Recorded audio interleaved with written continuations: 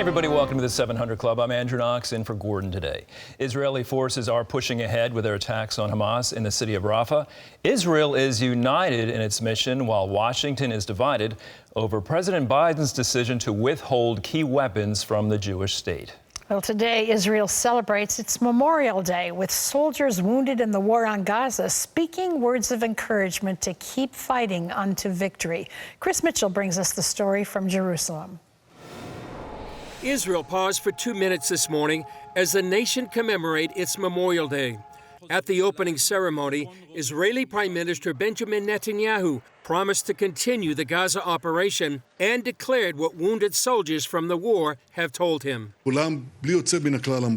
All of them without exception, even the amputees, they told me the spirit of the people lifts them up. Keep going until victory, and that's how we will do it. The spirit of the people, with God's help, will continue to lift us up in the fateful challenges that are still ahead of us and that we had in our 76 years of independence. More than 300,000 Gazans have already fled Rafah.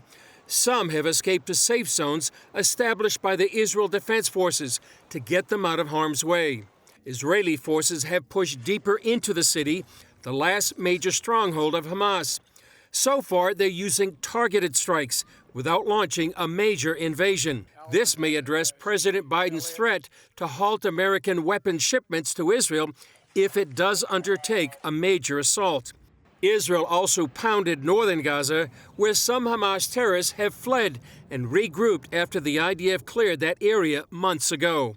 At the same time, Hamas has continued to fire rockets at southern Israel, including one that struck a playground in the southern Israeli city of Beersheba. According to the Washington Post, the Biden administration offered to share intelligence about where Hamas leaders are located if Israel holds back on a major attack on Rafah.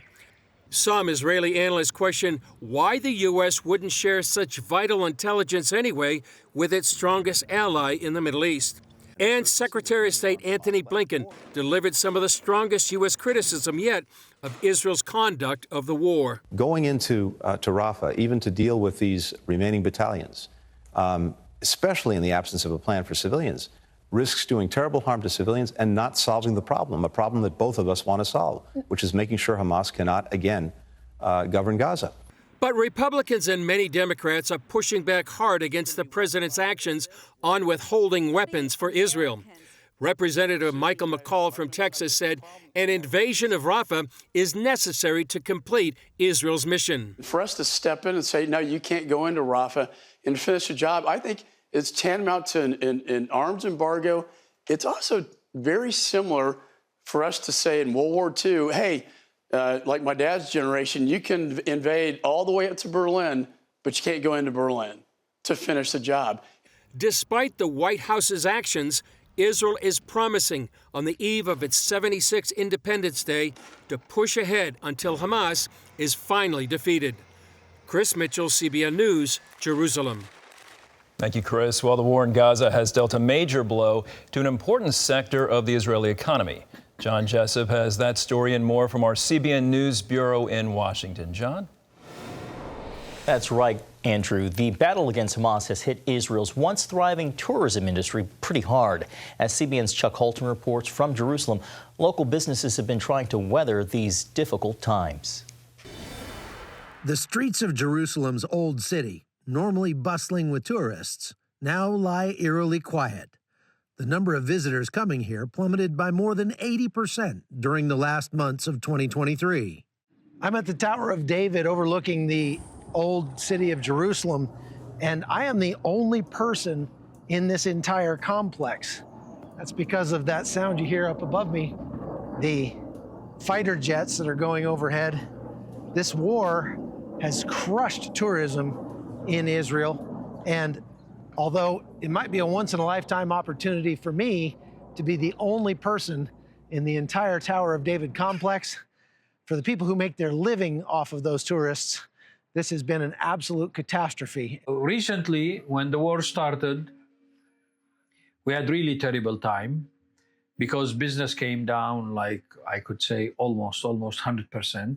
Many shop owners in the old city have been forced to close their doors, unable to pay rent and taxes without the steady stream of tourists they've relied on for years. You eat what you save now, okay? We are paying rent, we are paying our taxes, municipal taxes, electricity, water, everything is you have to pay. Because once you don't pay, I mean, it will add up and then you are in big trouble. Instead of having sales a day, now we're having one sale probably in 2 weeks. 75–80% of the shops are closed. I have a shop online. You know, many Christian tourists have came to here, and you know I have a good reputation, and this is what have saved me. Other shops who have no reputation and have no online did not make it. Those who want to visit also have a tough time getting here. Due to the Gaza conflict, only 45 out of the 250 airlines that once operated in the country are still flying, effectively isolating Israel from the rest of the world. The Palestinian Arab Muslim shopkeepers that are left down here in the old city are suffering right alongside everyone else. But the real frustrating thing is that in months of coming down here and talking to these guys, I've yet to find one single Palestinian shopkeeper who will condemn what happened on October 7th. My hope is that both sides will understand that violence will bring violence, and peace will bring peace, and time to forgive each other and start a new page.